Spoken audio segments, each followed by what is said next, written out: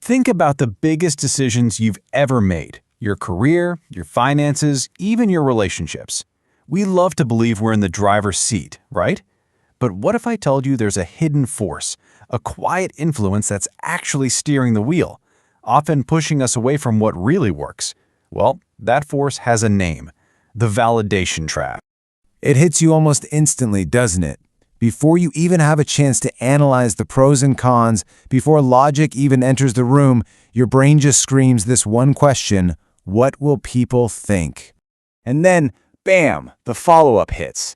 It's not just about what they'll think, it's about whether your choices will be legible.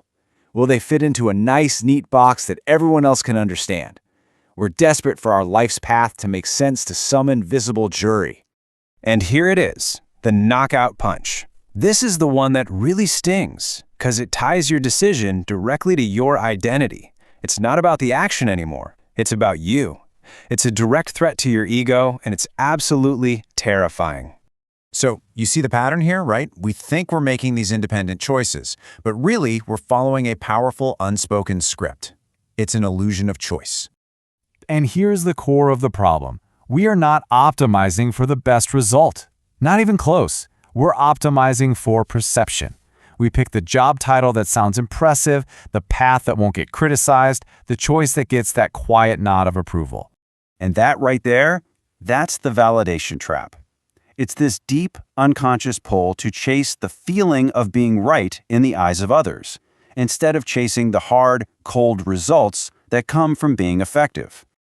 But why? I mean, why is approval so powerful that it can completely hijack our logic, even our own self-interest? To understand that, we've got to dig into what's really driving us. The real danger we're running from isn't what you see on a spreadsheet. It's not financial risk. It's social risk.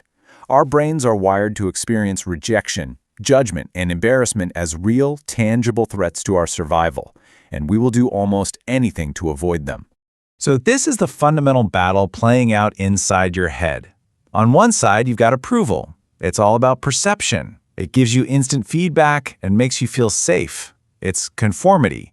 On the other side is effectiveness. It's about results, long-term gains, and real leverage.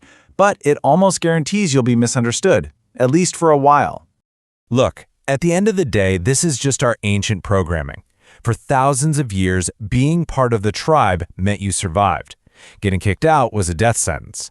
That software is still running in our brains today, pushing us to fit in, even when it costs us our biggest opportunities. All right, let's just rip the Band-Aid off. We're getting to the core of this now, and honestly, it's an uncomfortable truth because it forces you to look at how you're really living. Just let that sink in for a second. Think about it. If doing what everyone else does led to an extraordinary life, then everyone would have one. The very path that gets you the most approval is, by its very definition, the path to average. We tell ourselves we can have both. We can get the validation and the amazing outcome. But that's a lie. There's a hidden trade-off happening every single time you choose. You accept the warm, cozy blanket of social validation, the feeling that you're doing the right, sensible thing. And what do you give up? You give up your potential. You trade exceptional results for the safety of fitting inside a box. You accept an invisible ceiling on what you can achieve. Okay, so seeing the trap is one thing, but how the hell do you get out of it? Well, the good news is, once you see the bars of the cage, you can start to find the door. This question is your key. It is your ultimate litmus test because it strips everything away. It surgically separates the result from the perception. It forces you to be brutally honest with yourself.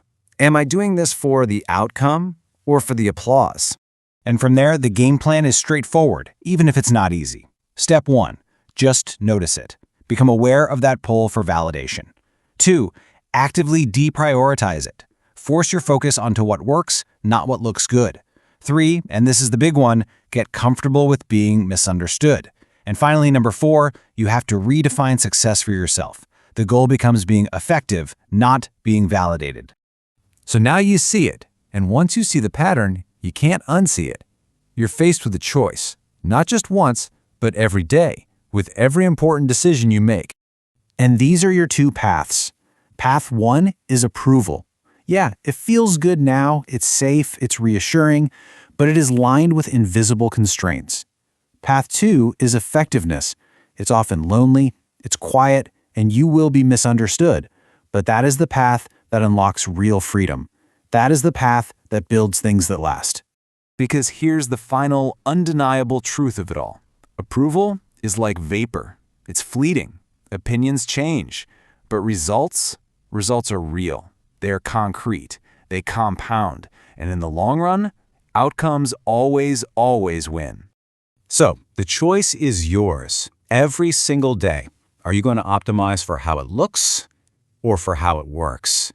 Because the path you choose, well, that's going to define everything.